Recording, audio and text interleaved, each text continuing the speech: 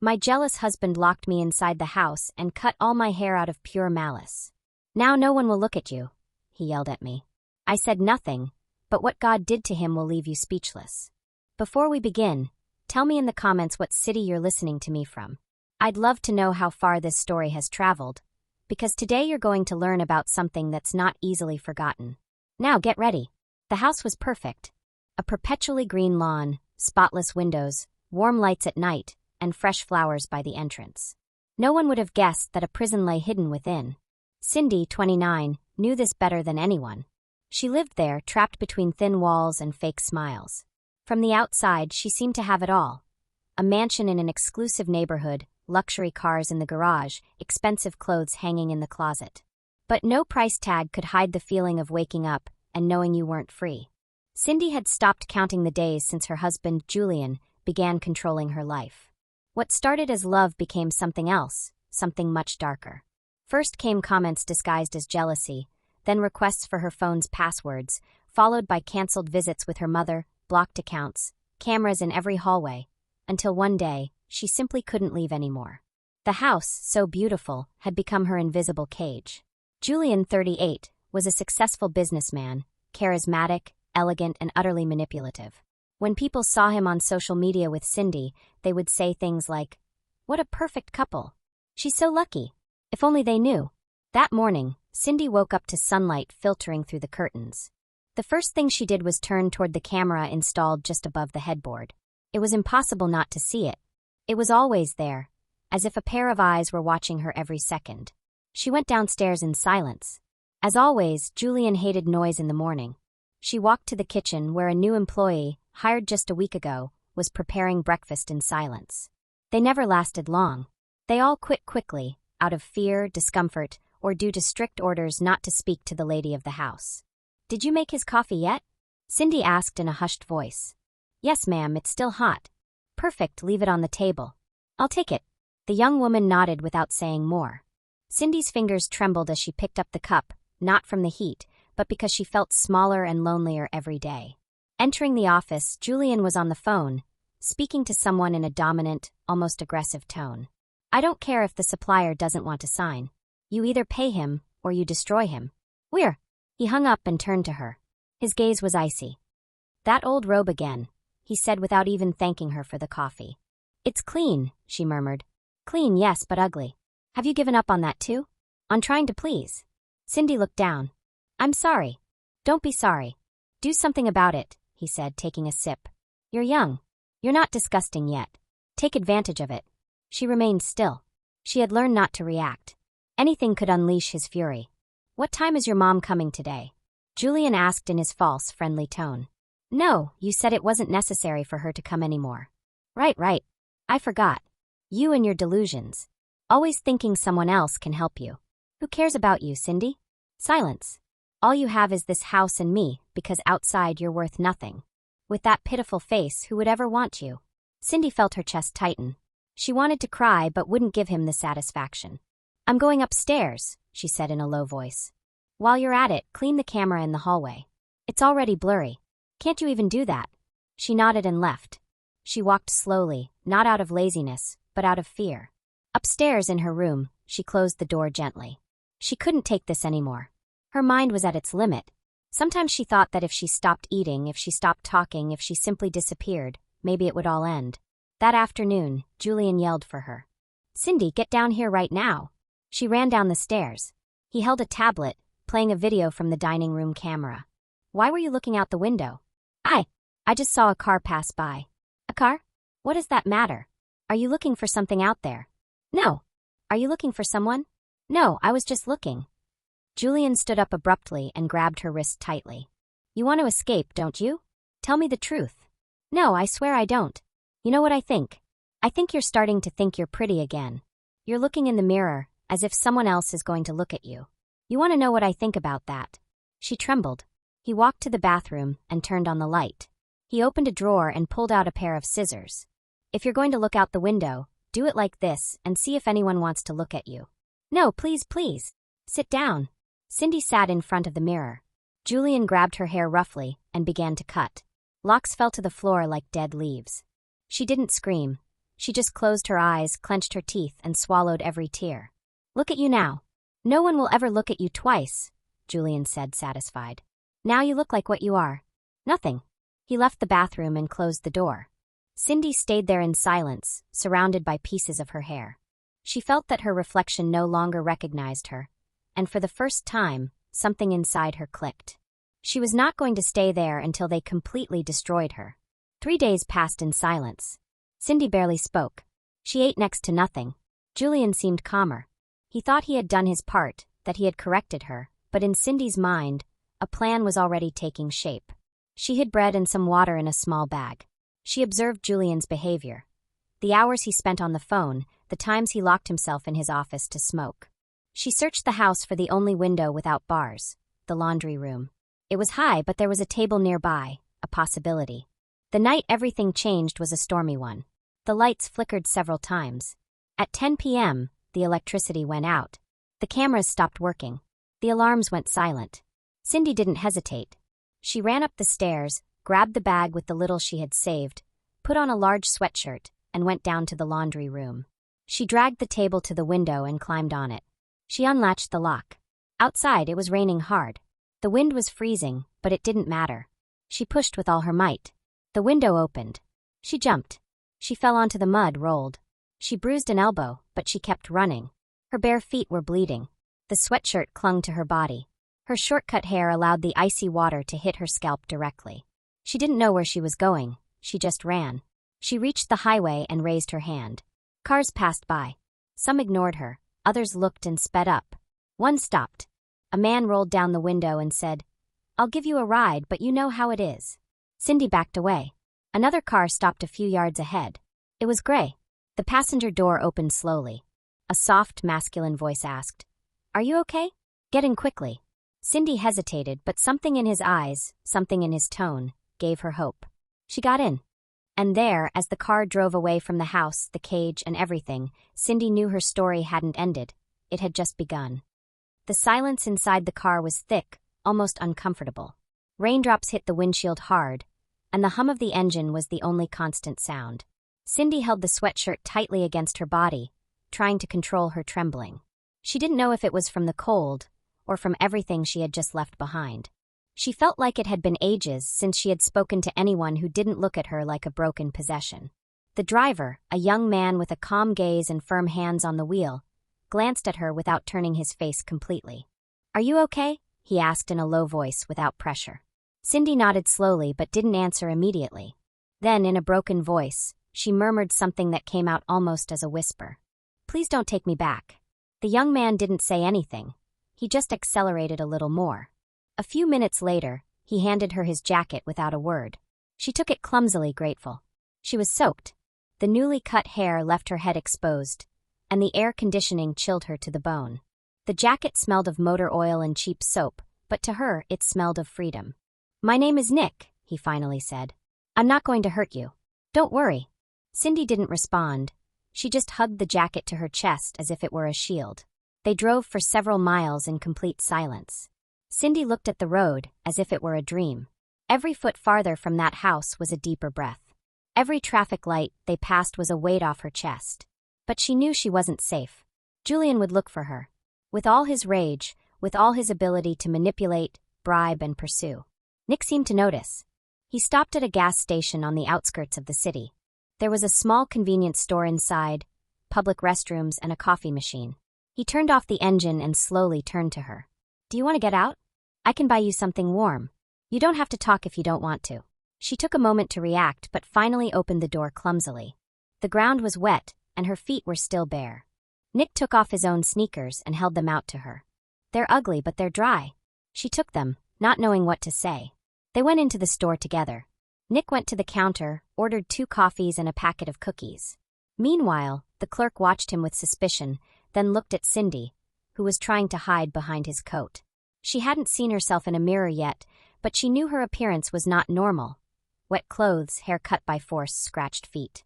Nick paid without arguing and came back to her. "Here, you'll warm up a bit." Cindy grabbed the cup with trembling hands. For the first time, she looked him in the eyes. There was kindness in them, and also a weariness, as if he too had had to escape once. "Why are you helping me?" she asked, barely audible. He looked at her seriously. Because I saw your face when you opened the door. That's all the reason I need. She swallowed. She wasn't ready to trust, but something inside her, something she hadn't felt in a long time, told her she could let her guard down a little. They were about to get back in the car when a black SUV pulled up just a few feet away. Cindy froze. No, it's him. Nick turned quickly. An elegant man was getting out of the vehicle. He was tall, in a dark suit, with an expression that seemed calm but hid fury behind his eyes. Cindy! Julian yelled. Who do you think you're running away with? She backed away. The coffee cup fell to the floor. Nick pushed her behind him. Julian advanced without haste, as if he knew no one was going to stop him. He took a wad of bills from the inner pocket of his jacket. He walked until he was in front of Nick. Listen, buddy, this isn't what it looks like. She has a condition. She gets upset, she runs away, but I take care of her. Here, you earned this for bringing her back. He held out the money as if offering a tip. Nick didn't take it. Are you saying she's dangerous? He asked without moving a muscle. I'm saying you don't understand the situation. This is between her and me. Don't get involved where you don't belong. You hit her, Nick said, his voice a little harder. Julian pursed his lips. What does that matter? We're husband and wife. Couples argue. Cindy put her hands to her mouth, horrified. Nick looked down at the ground for a second, then threw the money at Julian's face. I don't want your garbage. The businessman took another step, no longer hiding his rage. You have no idea who you're talking to. I'm going to ruin you. I'll find your address, your job. You'll regret this. No, you don't know me, Nick replied, his voice lower, more tense. Take one more step, and I swear you won't take another. Julian raised his hand. That was enough. Nick moved with unexpected speed. He grabbed Julian's arm, twisted it behind his back, and pushed him against the hood of the car. Julian screamed, but no one came closer. People watched from a distance without intervening. What are you doing, you animal? Let me go.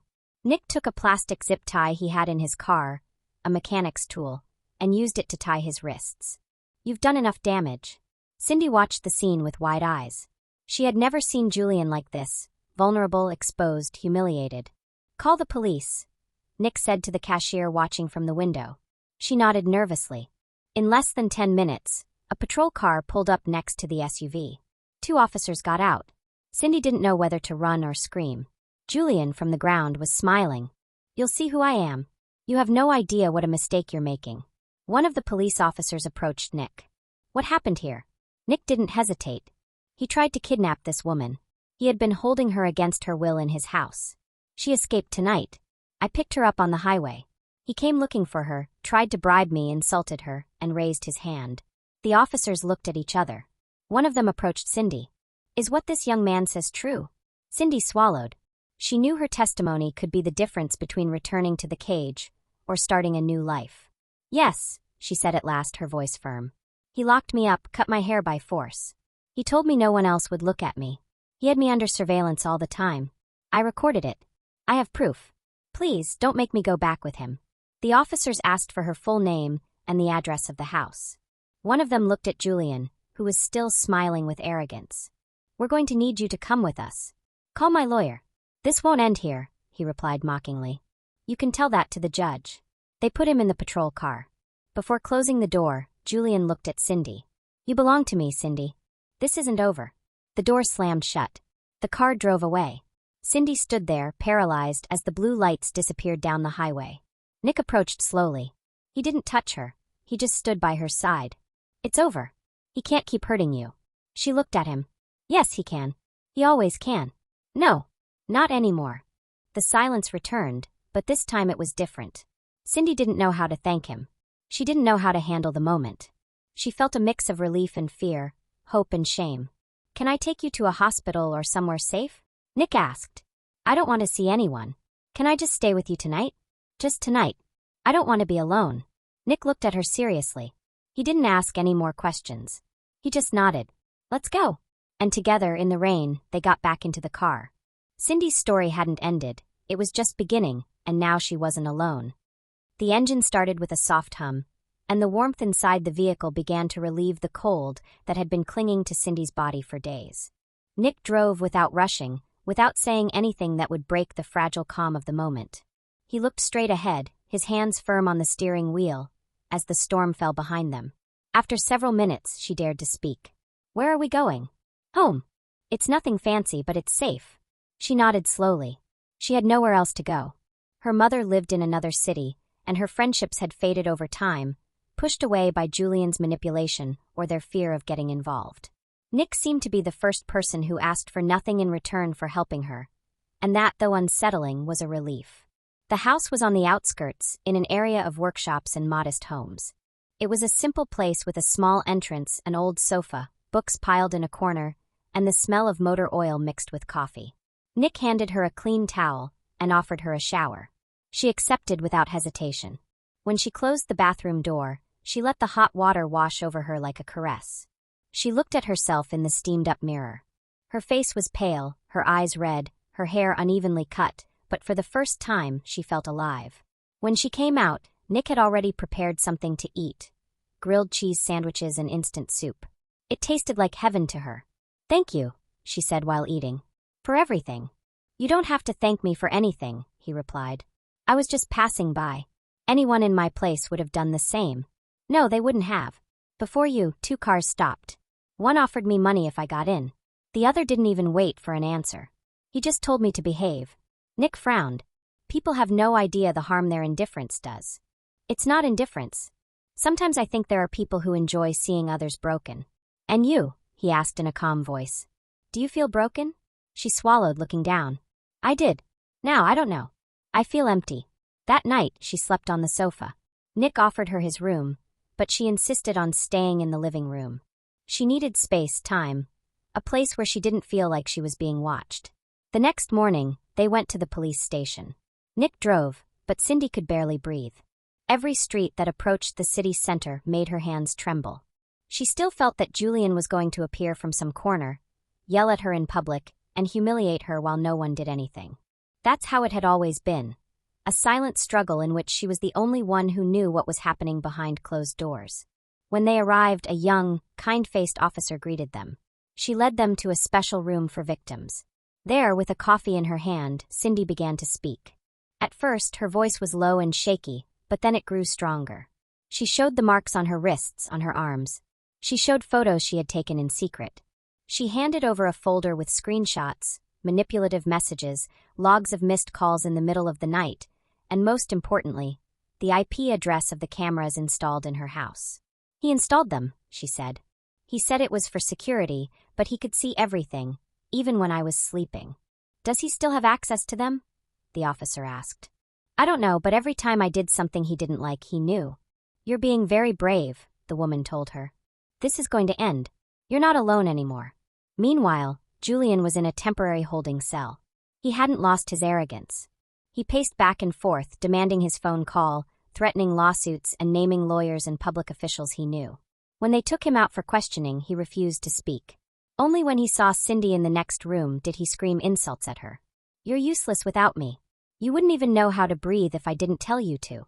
No one will ever love you. No one else will ever look at you." The officers held him back before he could lunge forward. Cindy didn't move. She stared at him and replied in a firm voice, without yelling, without breaking down. "I'd rather be alone than live in chains." That sentence resonated in the room like a verdict.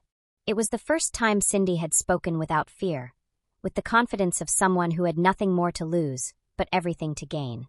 Nick was called to give his statement. He recounted what he saw and heard. How Julian tried to bribe him, how he tried to manipulate the situation. "Why did you help this woman?" an agent asked. He didn't hesitate. "Because there are things you can't buy, not with all the money in the world." The following days were tense.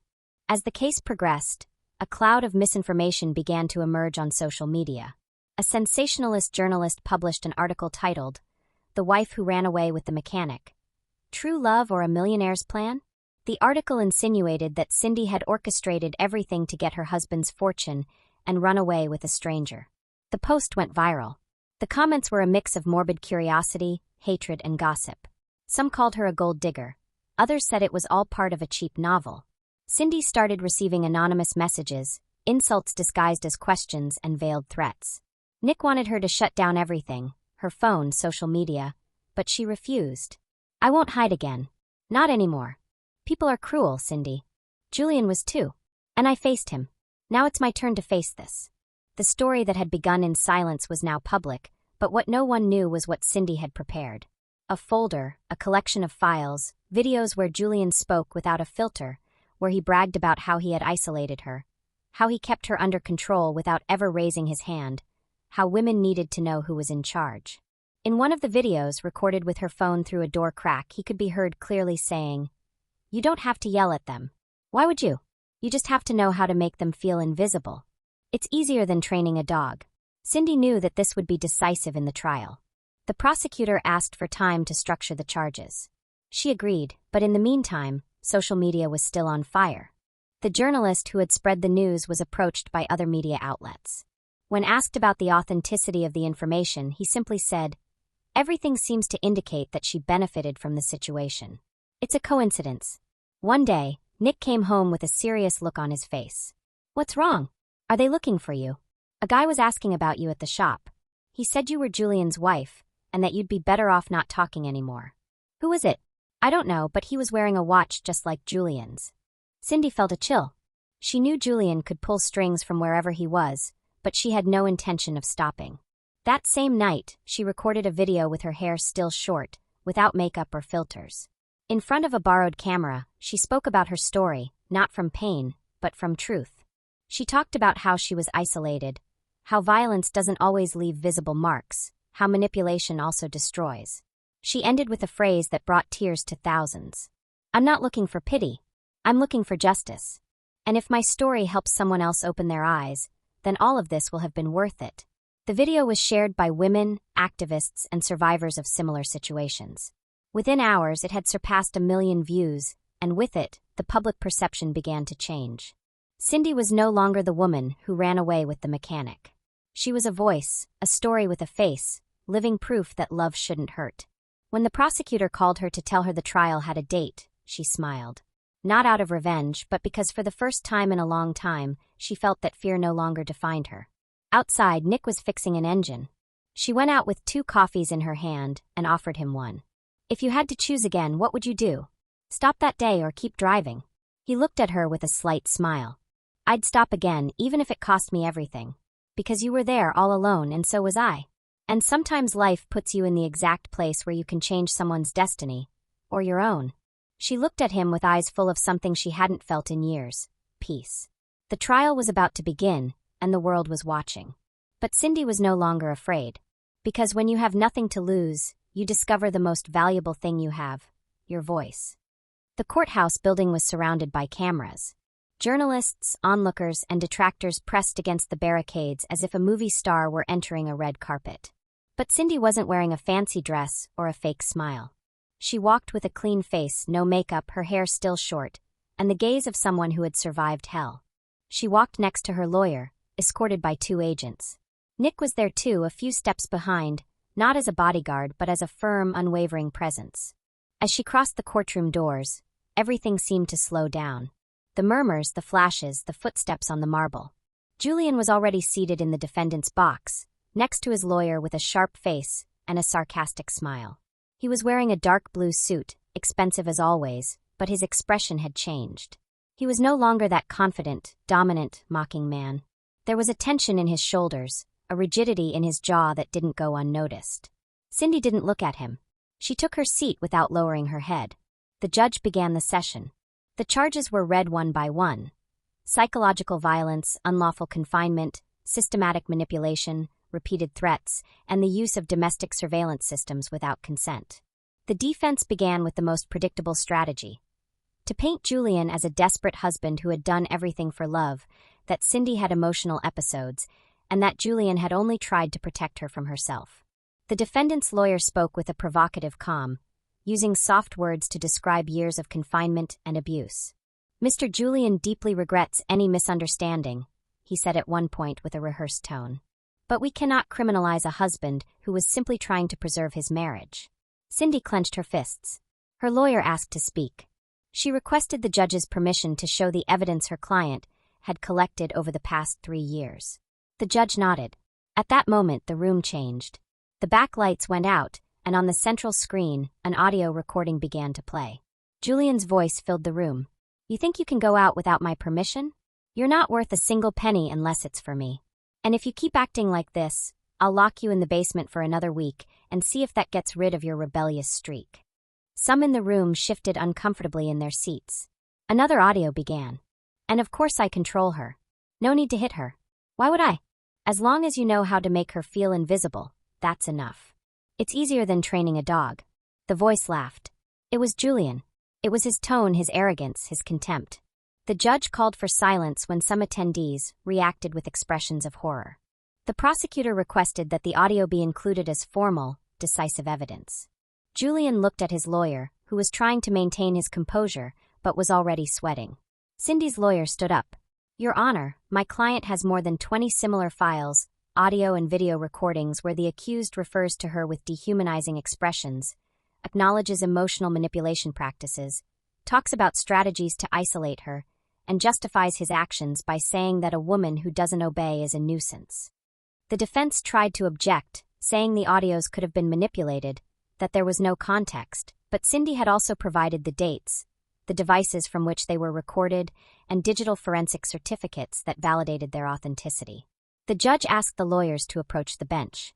They whispered tense phrases. Then he spoke again.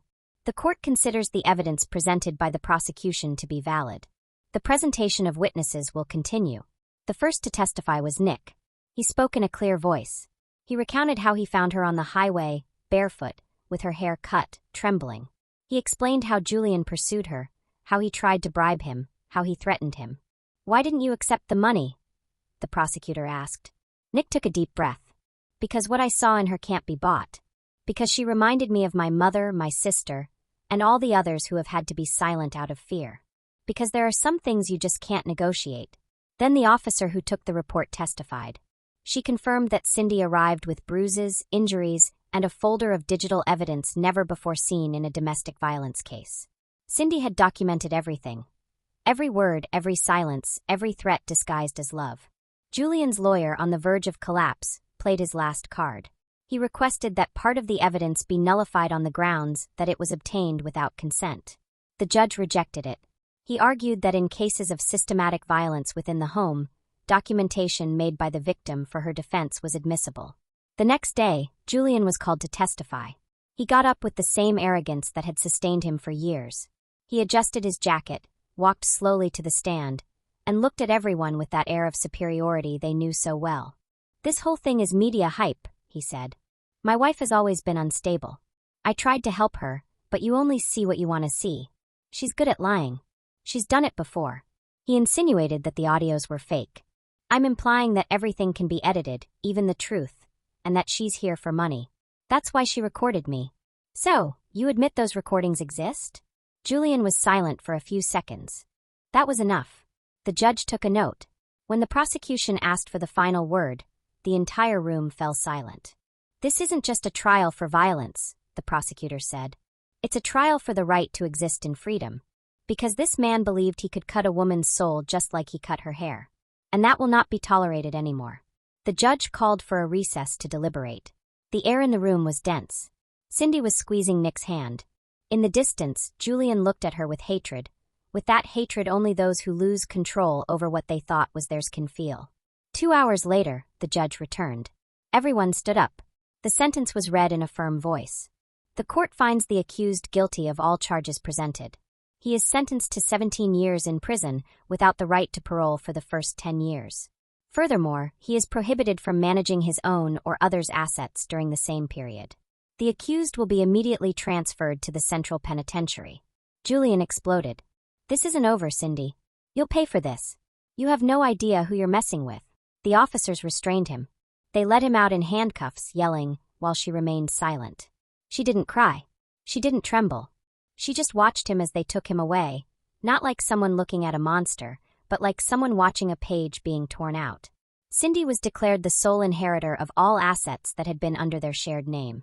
The law in her jurisdiction allowed that in cases of proven conviction for violence, the aggressor would lose the administration of their assets, including shared companies, investments, and accounts. Weeks passed. Cindy sold properties, closed accounts, and donated part of the proceeds to a foundation that helped women in similar situations. She only kept one thing, an old notebook covered in personal notes. In it were all the escape plans she was never able to execute, the names of the people she had once thought of asking for help, the phrases she repeated to herself every night so as not to give up. It was her intimate testimony, her silent refuge. She didn't share it with anyone, not even with Nick. One morning, she went out alone.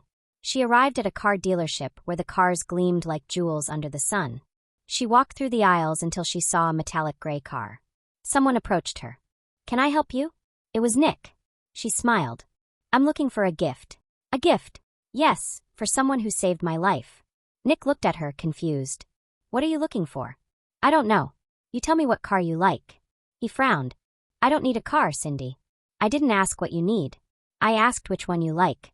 Nick looked around and pointed to the gray Audi. "That one." Cindy went to the salesperson. "I'll buy it in cash in Nick Ramirez's name." The man's eyes widened. "Are you sure?" "More than ever." When they left together, Nick didn't know what to say.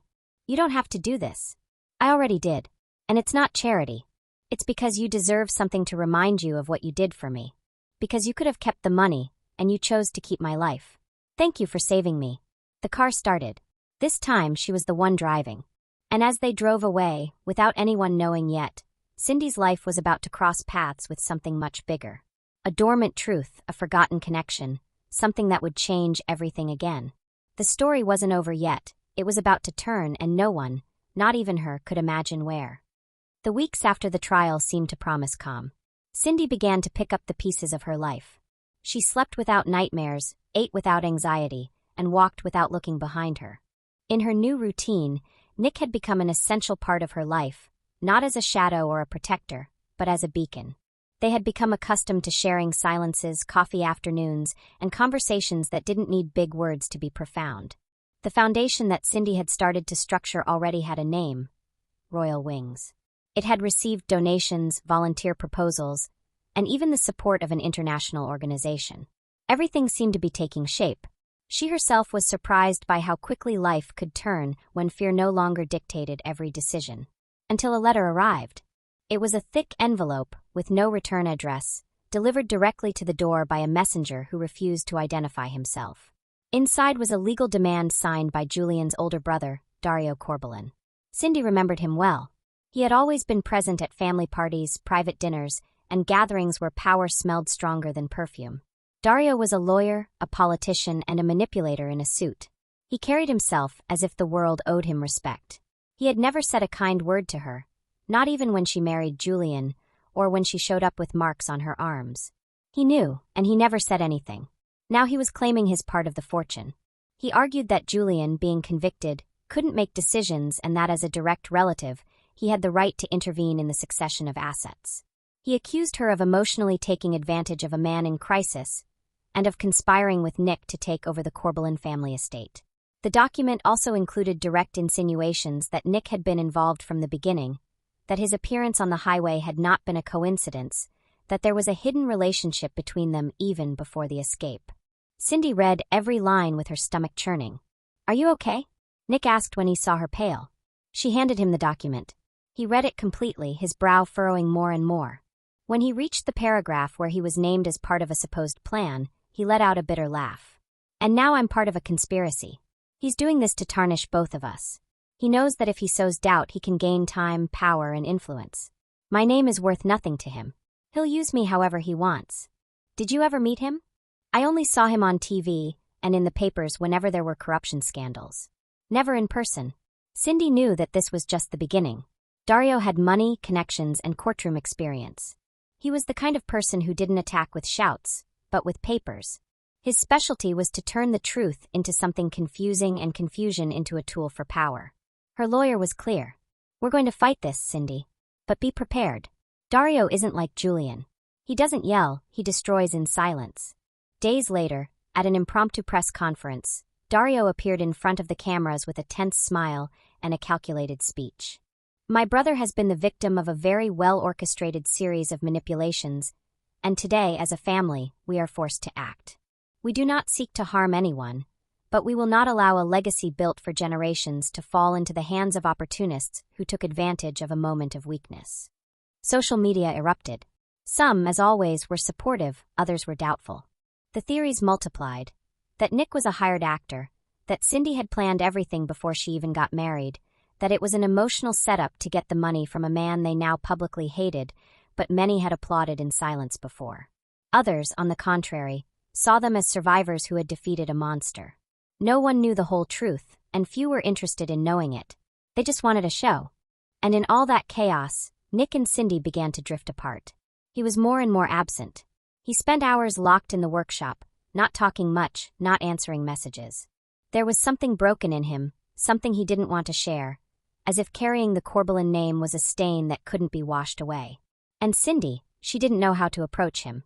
She felt that every time she looked at him, a part of her body remembered that this man carried the same blood as the one who had almost destroyed her. She began to have episodes of anxiety, shortness of breath, trembling hands, nightmares. Although Julian was in prison, although justice had spoken, her mind still couldn't rest. Sometimes she would wake up believing he was still there, that he was in the room, that he had fooled everyone, that he had never left. Nick wasn't there when that happened, and that silently began to hurt her. It was April who noticed. Nick's younger sister. She was 26 with a firm voice and a sharp character. From the moment Cindy met her, she felt she had fire in her eyes. She wasn't a woman who would be silenced in the face of injustice. She was training to be a firefighter, and did so at a station where every step was a battle. Her boss, Gary, openly humiliated her in front of the rest of the team. He would yell at her during training, assign her absurd tasks, and interrupt her every time she tried to explain something technical. He would say things like, "Go back home, little lady. We don't need secretaries here." Or worse, "This isn't a job for princesses. We need guts here, not makeup." But April didn't give up. She didn't hang her head. She trained twice as hard as her teammates, arriving early and leaving late. Secretly, some of the team members would pass her tips, corrections, and help her with the real stopwatch, because they knew the boss was sabotaging her. But no one dared to confront him directly. Until the day of the final exam. It was the last test. They had to go through an obstacle course, rescue a training dummy that simulated an injured person, and put out a small simulated fire. Everything had to be done in less than 240 seconds. But Gary, who had access to the stopwatch and the authority, imposed a different limit on April. 120 seconds, an impossible time. Before the whistle blew, he whispered in her ear, "Show me that girls aren't good for this. Do it quickly or don't do it at all." April ignored him. She started the course. She ran, dragged, and jumped over fences. But when she reached the dummy, one of the applicants, the youngest, just 19, collapsed. No one moved, not even Gary. He was more concerned with the stopwatch than with a human life. April thought for a second and diverted. She ran to the boy, checked his pulse, called for help, and began emergency maneuvers. The medical team came in. The boy was stabilized. And then, when everything returned to calm, April returned to the course and finished it, knowing she had missed the minimum time. The boss didn't hesitate to yell, "Get out of my station. You disobeyed an order. You don't have what it takes." But that day there were external observers. An evaluator from the National Department was there. He had heard everything, seen everything. "She didn't pass the test," the evaluator said, looking at the boss. "She saved a life. And that's exactly what we're looking for in this profession." Gary was fired that same day. And April, through tears, was accepted as part of the team. When Nick found out, he went to see her. He didn't say much, he just hugged her. "You taught me something I didn't learn in any school," he told her. "That some things are worth more than proving yourself, that sometimes failing the test is the right thing to do." And it was that night, after seeing his sister celebrate, that Nick made the decision he had been silently contemplating for days. He would renounce everything. The name, the money, the inheritance, the history he never asked for. He would burn everything Julian had left him. The next day he met with Cindy. She looked tired, a little distant, with dark circles under her eyes. "We need to talk," he said. "I thought you didn't want to talk about anything anymore. I want to talk about what does matter. I want to renounce everything that comes from him. For real. Because if you do, Dario will take it all." "No, not if we give it away first." "Give it away to whom?" Nick took out a piece of paper, a draft of a charter. It was for a foundation. He wanted to register it legally with a clear objective: to provide a shelter for victims of domestic violence, social exclusion, and institutional abandonment. He wanted to name it with a symbol, not a last name, not Corbelan, not Ramirez, with something that spoke of what they had lived through, of what others lived every day. "Will you join me?" he asked her. "Not as the woman I saved, not as the victim, but as the one who saved me." Because when you stood up in front of everyone, you taught me that there's no pain stronger than silence, and that breaking it is the first step to healing. Cindy didn't respond immediately, but that night, she was the one who drafted the bylaws, and the next day, they registered the foundation with the name she had chosen, Voice Unbound. April also joined. She was in charge of the job placement program and training for women. She had experienced first-hand exclusion disguised as a high standard. She knew what it felt like to be told you couldn't do something just because you were a woman. The news spread quickly. The media spoke again, but now with a mix of respect and astonishment. Nick had renounced a millionaire's fortune. Cindy had invested hers in the foundation. Together, they had built something that went beyond revenge. And while the world tried to understand why anyone would give up everything, they just dedicated themselves to their work. One day, Cindy walked past one of the new rooms in the center. They were remodeling a room for mothers with children. When he saw her, Nick approached her. "Do you remember when all of this was a blank sheet of paper? I remember it every time I walk in here. And do you feel like we're doing the right thing now?" "I don't know, but I feel like I can finally breathe." He looked at her in silence. "I didn't lie when I said I saved you out of instinct. But if I had to do it again, now knowing everything I know, I would do the same." She took his hand. "I know. And that's why I believe you. Because not all children are like their fathers." That night, they burned the last of the inheritance documents together, contracts, wills, legal letters. And when the ashes flew, Cindy felt that something inside her also dissolved. It wasn't hatred, it was fear, and it no longer had a place to stay. Fear had been her guest for years, occupying every corner of her mind, body, and spirit. Shame slept in her bed. Silence ate at her table. But after everything she had been through, after the battles, the losses, and the new beginnings, Cindy understood that when fear no longer finds space, it leaves. 9 months had passed since the trial. Voice Unbound was now a living reality. Women arrived every week, some with children, others with empty gazes, all carrying invisible scars. Cindy greeted them one by one. She looked them in the eyes. She didn't promise them salvation. She promised them they would no longer be alone. April led the first aid, self-defense, and job readiness classes. Nick had converted the old workshop into a free mechanic school. The engines now served as an excuse for many of the women to reconnect with their autonomy, their hands, and their strength. But there was something Cindy still hadn't done. One morning, she woke up with her heart at a strange rhythm. It wasn't anxiety. It wasn't sadness. It was something else, an uncomfortable clarity. She got up without a word. She didn't say anything to Nick or April. She dressed simply, tied her now-grown hair back in a low ponytail, and headed to the penitentiary. Few people knew that Julian had not appealed the sentence. He didn't ask for a review, didn't call his political contacts, didn't lift a finger. He let himself be locked up like someone who silently recognizes there's no way out. From his cell, he gave no interviews, wrote no letters. He only asked his lawyer for one thing: that if Cindy ever wished to see him, she not be denied a visit. And she, although she never planned it as a goal, knew that that day had to come. Not for him, but for her. Upon arrival, the procedures were quick.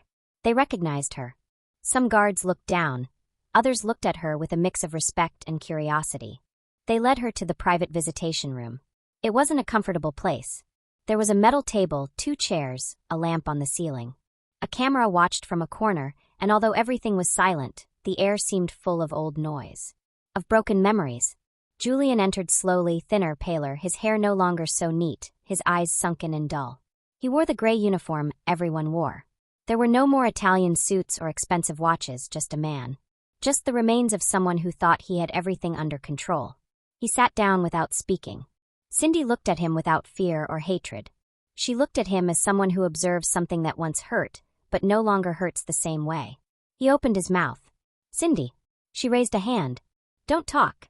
Julian closed his mouth. "I didn't come to forgive you. I didn't come to listen to excuses. I didn't come to give you peace. I came to tell you just one thing." She paused, took a deep breath. "You don't belong to me anymore. You never will again." He looked down. "I was yours for a long time. You stole my laughter. You stole my body. You stole my self-confidence.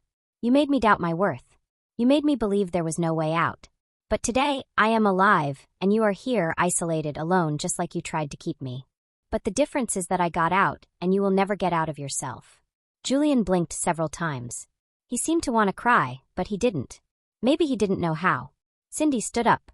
This will be our last meeting, not because you hurt me, but because you no longer exist in my story. Your chapter is closed, and in the pages that follow, there's no room for you. He looked at her, wanted to speak, but she was already turning her back, walking toward the door. As she went outside, the sun blinded her for a second. It was noon. Outside, Nick and April were waiting in the car. She approached them in silence, got into the back seat, and exhaled as if she had been holding that breath for years. Everything okay? April asked from the passenger seat. Yeah, it's done. Nick started the car. Did you tell him what you wanted to? I told him what he needed. The car drove down the highway. Around them, the city continued as if nothing had happened, with its traffic, its signs, its noise, its parallel lives. But inside that vehicle, something felt different, as if the story had finally come full circle. Hours later, back at the foundation, Cindy was alone in the backyard garden. It was an area with wooden benches, medicinal plants, and small trees planted by the women of the shelter themselves. She sat under one of them and closed her eyes. She remembered the days of confinement, the screams, the threats. The nights she wished she wouldn't wake up. She remembered the highway, the rain, the gray car, Nick's jacket. She remembered the shame, the anger, the doubt. She remembered the trial, the stares, the accusations, the mockery. And she also remembered April's hug. The shy smile of a woman who arrived broken and asked if she could stay one night. She remembered the laughter of the children in the hallways, the smell of coffee in the morning, the sound of tools in the workshop, her heart finally beating without fear. She looked at the sky, which was beginning to turn orange, and felt something inside her, something bigger than herself, something that couldn't be explained with words but filled everything. It wasn't pride. It wasn't anger. It was gratitude for having resisted, for having been guided, for not letting go of herself even when everyone else had. It was then that a thought crossed her mind, a soft certainty like a divine caress. God had not abandoned her. He had only waited for the exact moment to remind her that she was not created to crawl but to fly. She stood up and walked to the entrance mural. There, painted with many hands, it was written, "We don't always choose what happens to us, but we always choose what to do with it. Pain can be a chain or a key." Cindy ran her fingers over the letters, and for the first time in a long time, she cried, not from sadness, not from anger. She cried out of relief. Beside her, April approached. "Are you crying?" "Yes." "And is that good or bad?" "It's freedom." April hugged her. "A new woman arrived at the shelter today. She's afraid to talk. She said she doesn't know if it's worth it to start over." "What did you tell her?" "I told her I knew you." Cindy smiled through her tears. Nick appeared from behind. He was carrying a thermos of tea in one hand and a blanket in the other. "It's cold," he said. "Don't get sick now that we're just starting." She looked at him, accepted the tea, and covered herself with the blanket. She sat between the two of them, and in that simple, human, and real moment, she understood that the story hadn't been about surviving the past, but about building something stronger than it. And that something was called purpose. For you who are listening to this story, perhaps it seems like just a novel. Perhaps you think it's just a work of fiction, but there are many Cindys out there. Maybe you know one. Maybe you are one. If you ever wondered if you deserve another life, if you doubted your worth, if you were silent out of fear, remember this. Your voice can be the beginning of your freedom. Because sometimes God doesn't take you out of the fire. He walks with you through it. And when you get to the other side, you realize that you not only survived, you became someone new, someone free. And that is the true victory. What did you think of this story? There are many people who, like Cindy, are living silent battles every day. Our hope is that her voice has also resonated within you. If this story touched your heart, share it. Let more people feel accompanied. Be a part of the change. Tell us in the comments what you would have done in her place. What city are you watching us from? Reading you makes us feel closer to you. And if you haven't already, subscribe, and hit the notification bell. Every gesture from you is a sign that these stories must continue to be told. Don't go yet. Our next surprising story is appearing on your screen right now. We have guaranteed entertainment exclusively for you. See you in the next one.